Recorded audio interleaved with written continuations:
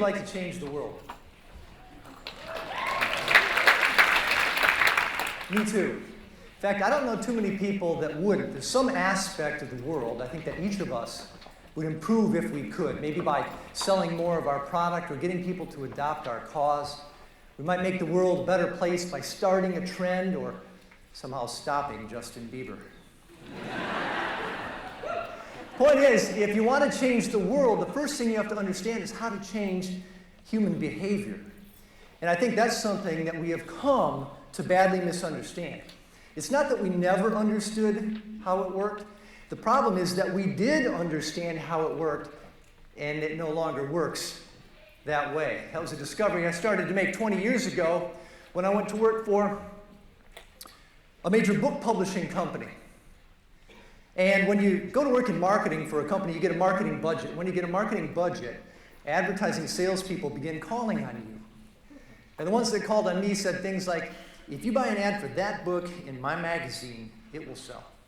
Or if you promote that title on my radio station, people will buy it. And this essentially defined the way we viewed altering human behavior for most of the last century.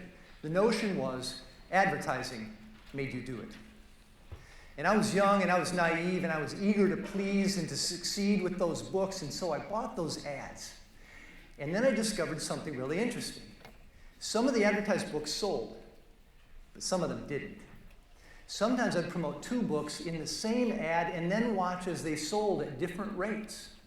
And sometimes a book that didn't receive very much traditional advertising or promotion at all would succeed to a fantastic degree. But if advertising made us do it, why were people doing it in the absence of advertising? One of those books was The Purpose-Driven Life. I worked on the marketing for this book, and it was not launched in the traditional way. It was started with a church ministry program in 1,200 churches across the country. It didn't receive any traditional advertising, national advertising, or PR until it had been out for 18 months. But by that point, it had already sold 18 million copies. It's the #1 New York Times bestseller for 2 consecutive years. It sold 30 million copies in 3 years. Publishers Weekly called it the fastest-selling hardcover book in American history. The question was, why? And as you can see, we were quickly able to rule out the cover.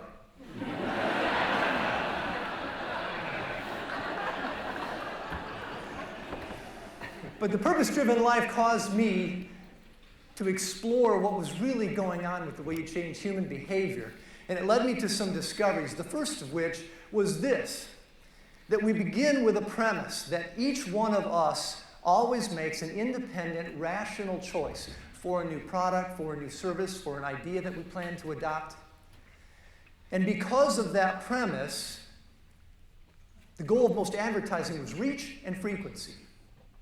The job was to reach as many people as possible, as often as you could, with a compelling offer, so that each one of those folks had the opportunity to make his or her independent, rational choice. And that worked great during the mass marketing era. Because during that period of time, the last century, just about, we were well connected to mass media, but poorly connected to each other. During the decade of the 60s, there were only 3 television channels. And if you ran a spot simultaneously on them, you would reach 80% of all the women in America. But if I wanted to talk to you, I could write you a letter, I could send you a telegram, I could call you on a landline telephone, and provided you were home, get a hold of you. But if you lived across town, it was long distance, and I would be penalized at the rate of $2 a minute for maintaining our friendship. See, for most of the last century, we were rewarded for consuming mass media, which was essentially free, and penalized for connecting to each other. This gave an incredible amount of power to traditional media. Valdez Krebs is the founder and chief scientist at a company called OrgNet, which studies how knowledge exchanges through social networks.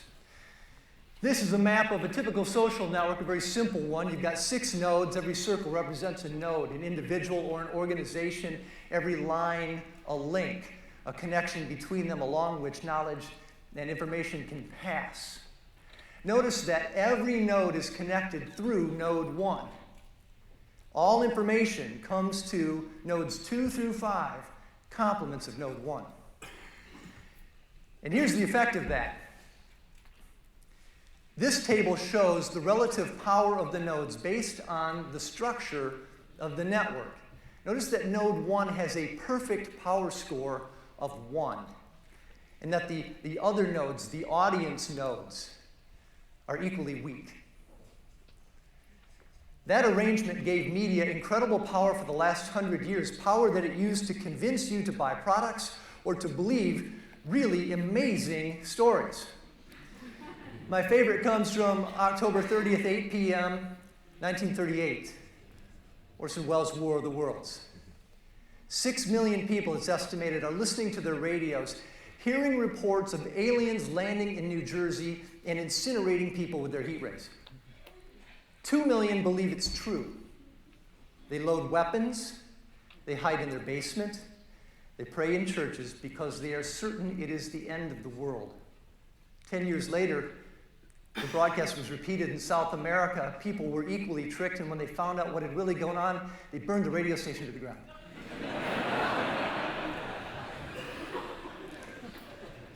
Why could this happen? How could media have so much influence over otherwise intelligent, rational people?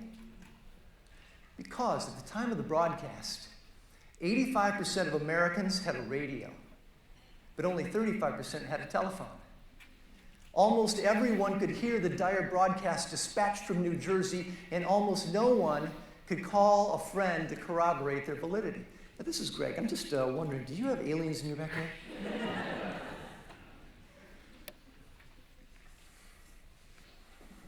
But consider the changes that have occurred since then. Media fragmentation means we now have thousands, millions of choices if you count the internet, which has reduced the size of each audience to a tiny few.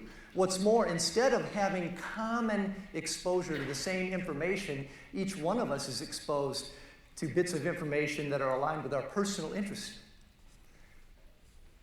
Another change is that the digital revolution has connected us to each other. I can now send you an email, a text message, an instant message. I can call you on your cell phone, which you have right now on your person. I can leave a comment on your blog. I can update my Facebook status. I can tweet. I can Skype video conference with my sister in Prague for free, but I pay $75 a month for DirecTV so I can watch my local Nashville news.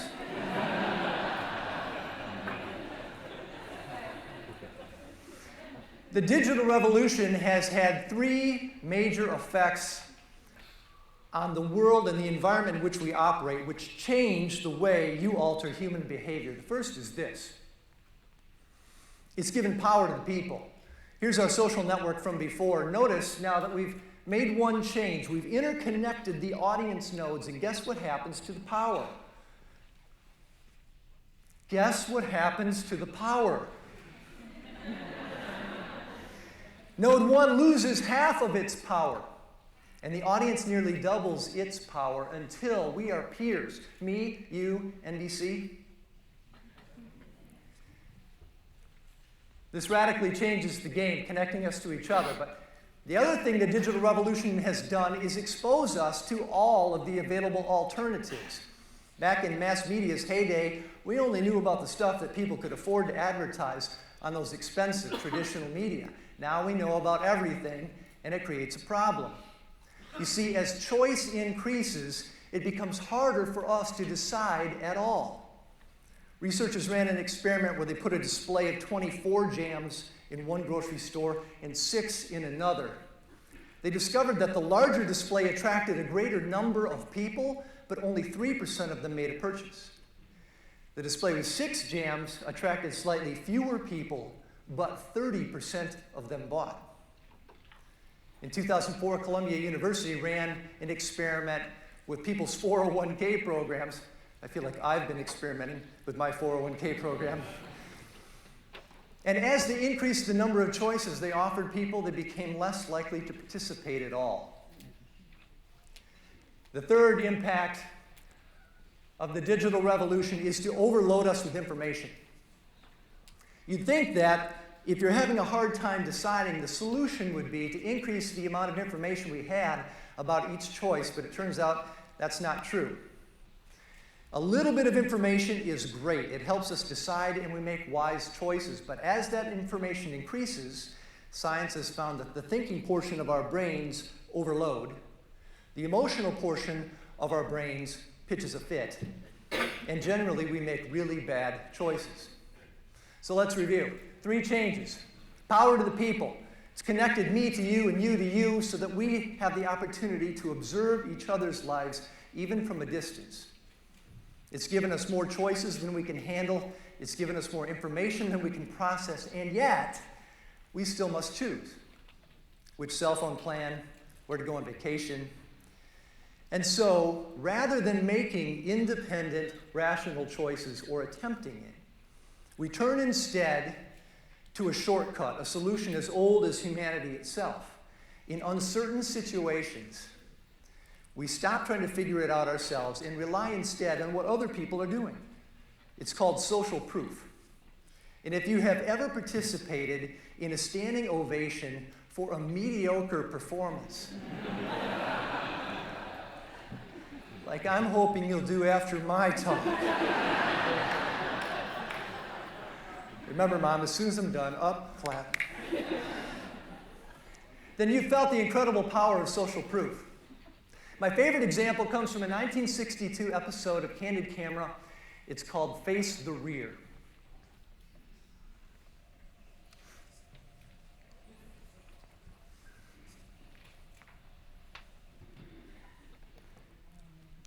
These folks who are entering, the man with the white shirt, the lady with the trench coat, and subsequently one other member of our staff, will face the rear.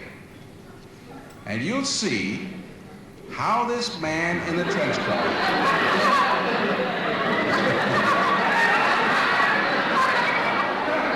tries to maintain his individuality, but little by little,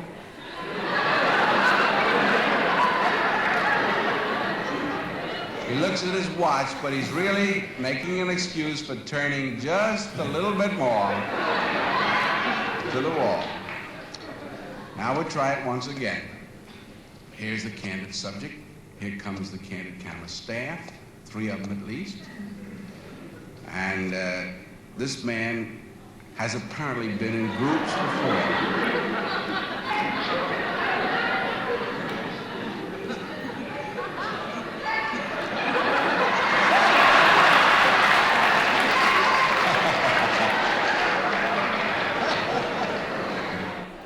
Not only does that clip illustrate social proof, it actually utilized it. They built a laugh track into the audio track because they knew that if you heard people laughing, you would become more likely to laugh yourself. Social proof is more than a psychological curiosity, it's a physiological fact because scientists have recently discovered mirror neurons. These are neurons that fire both when we act and when we see someone else performing that same action. It means that everything we observe, we mentally rehearse and copy. It explains how we learn to walk. It explains why yawns are contagious. I said it explains. Oh. Got you. Why yawns are contagious. So, if it's true that we have to wait to observe someone's action before we copy them, if we're incapable of making most choices ourselves, then where you start determines how you finish. That is, if you want to change the world. Trouble is, where do you start? You can look at that group, and if you wanted to change their behavior, where would you start? You know their sex, you know their race, you can guess at their age. If I added their income and their education level, you would be no more equipped to decide, and yet those are the demographic tools we've used for the last century. They just don't work that well anymore. If you started with this woman, then you might discover that she's connected socially, but she's not interested. She decides no, and her no becomes contagious. You're worse off than you would have been otherwise. If you start with this fella, then you discover that he's interested, but he's not connected. He says yes, but his yes has nowhere to spread. And if you were able to reach everyone, why, that's been the holy grail of most advertising, hasn't it? Reach everyone with your message. You have another problem, which is some of those people are inclined. Because you reach them simultaneously, some decide yes, others have to decide no because they have no behavior to copy. And this is why traditional advertising works a little. But if you knew precisely which of those people were interested in your offer and how they were connected in the social graph, then you could pick out the one that would influence your success. And when you find the person who is connected and interested, their yes can cascade through their social network and help you change the world. And so what used to be a parallel process, reach everyone at once if you can, is now a sequential process. Reach those who are inclined and capture their yes, and then leverage their yes so it can cascade through their social network and influence other people. This is what happened with the purpose-driven life.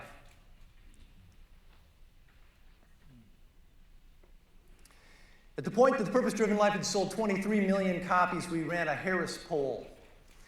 And we discovered that only 17% of the US population had any awareness at all of the book's author, Rick Warren.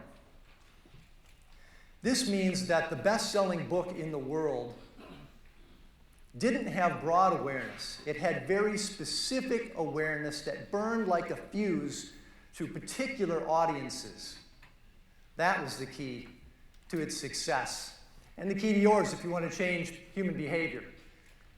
You need to focus on three things. Start with the right people, and then tell their friends, and then make everyone's choice visible. I work for a company called Healthways, and we want to change the world. We want to create a healthier world one person at a time. And so we're using these principles in the beach cities of Southern California to modify people's behavior, to help them live longer, happier, healthier lives. We began by collecting a giant database of the entire community, not only where do people live, but also as much as we were able to know about their passions and their interests and their past behavior. And then we worked with our friends at Med Networks in Boston and Nicholas Christakis of Harvard University to map the entire community so we could see how people in that city were connected to each other. And once we could see how they were connected, we superimposed their interests on the graph as colors on those dots. Now we could see who was interested in different aspects of our program and how those people were connected. This told us where to start, and also who else was on their elevator so we could encourage what we had begun. And so I'll close with this. Millions of starlings in the sky above the United Kingdom. It's a visual image of culture. Millions of individuals, no leader. They trend this way, they trend that way. Scientist Ian Kuzan at Princeton has discovered why. There are several rules that govern their behavior. First, they are only aware of their nearest neighbor. Second, they are attracted to each other. They would rather be in the flock than outside of it. Third, they want to align with each other. They try to mimic their neighbor's heading and direction. And fourth, they keep a certain distance apart so they don't collide.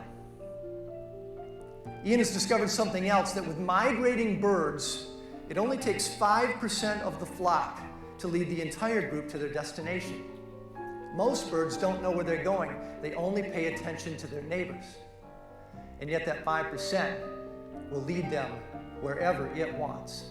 So if you want to change the world, you only need 5% of the world to adopt your direction and give you the ability to lead everyone else there. Roger taught us how to teach the world to sing. This is how you teach the world to change its direction.